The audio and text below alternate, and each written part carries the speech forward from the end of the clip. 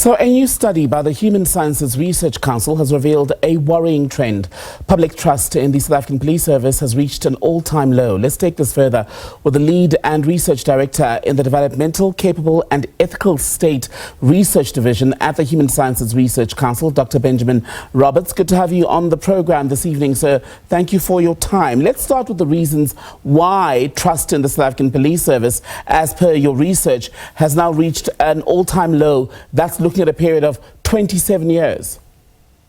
Yeah, so we've started monitoring through national surveys trust, not just only in the police, but a range of institutions, both political and social, and been charting that ever since. And what we've seen is, particularly as we moved into the 2010s, there was a decisive shift in public sentiment. And we've seen it not only for the police, but a range of other institutions too. But it's been quite a decisive shift towards the negative and a pattern of distrust. And particularly as we've entered the 2020s, there's been a further significant decline in those patterns of confidence in the police, falling to around 22%. Over the last couple of years, including the most recent round, which was conducted in February and March this year. Some of the factors that underlie that in particular, and that we've explored a range of different potential predictors. Some include, obviously, the experiences people have with policing, and depending on whether those encounters are deemed to be positive or negative, that has an indelible influence on that pattern of trust. Obviously also the experience of victimization by oneself, by one's household and one's sort of immediate family and social network also matters. And other elements are... Please finish your point.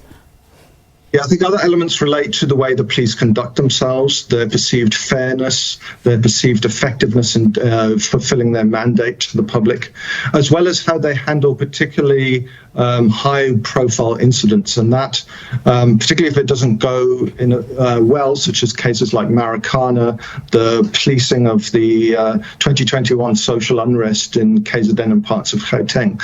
Those are decisive moments that can also influence. And the other aspect is relating to General Mkonazi's allegations and now the work of the Judicial Commission of Inquiry are issues relating to allegations of corruption.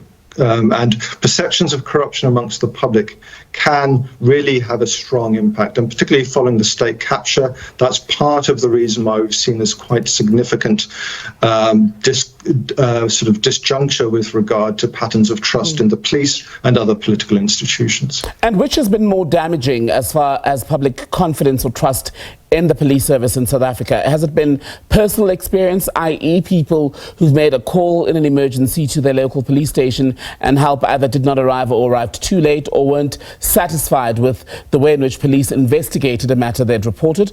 Or B, which is actually the latter part of what you were explaining, public scandal, be it a tragedy like the Marikana massacre, the July unrest, or scandal that engulfs the leadership of the police service?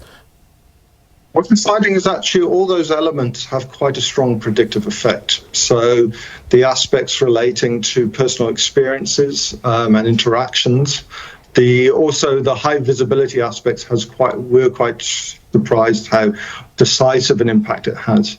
But also corruption. I think South Africans are very attuned to issues of corruption and are deeply discontent with how, with anti-corruption efforts in the country. And we've seen that in terms of the most important challenges that South Africans refer to, there's been a growing tendency to refer to corruption over the last 15 years. So it's grown sort of more than threefold.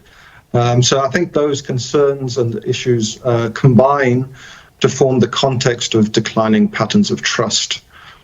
And how accurate is the survey as far as a temperature reading of the mood of the country and confidence in the SAPS is concerned, when you consider that ultimately, as surveys do, you're not able to speak to each and every person in a country of more than 60 million South Africans, but you hope that what you're able to glean from your sample is helpful in understanding the feeling among the general population. How accurate, how reliable would you say this research is in doing that? Yeah, this is a national probability samples. The way it's designed is it's designed to be representative of those aged 16 years and older. It's not only designed to be nationally representative, but provincially representative with a margin of error of about 2 percentage points. So it is a strong, reliable series that really gauges the changing predispositions of the public.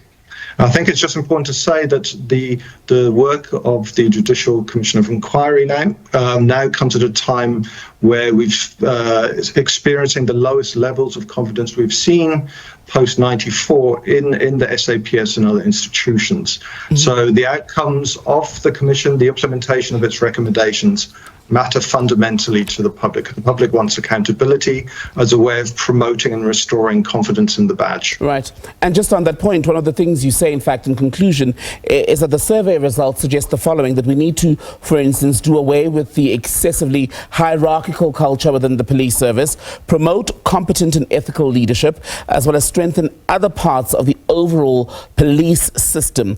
Could the terms, then, of reference for the Madlanga Judicial Inquiry speak to that adequately, and how much time does it have to be able to guide, for instance, Parliament in instances where perhaps policy change is what will make the difference?